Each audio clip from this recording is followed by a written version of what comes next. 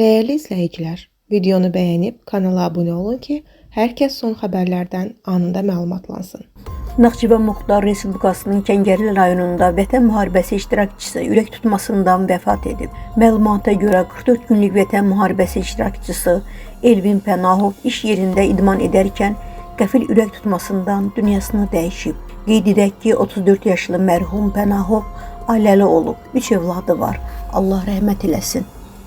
Yeniyetmə cidoçu Vəli Əliyev dünyasını dəyişib. Bu barədə Naxçıvan Muxtar Respublikası Gənclər və İdman Nazirliyi məlumat yayıb. Yeniyetmənin ölüm səbəbi açıqlanmayıb.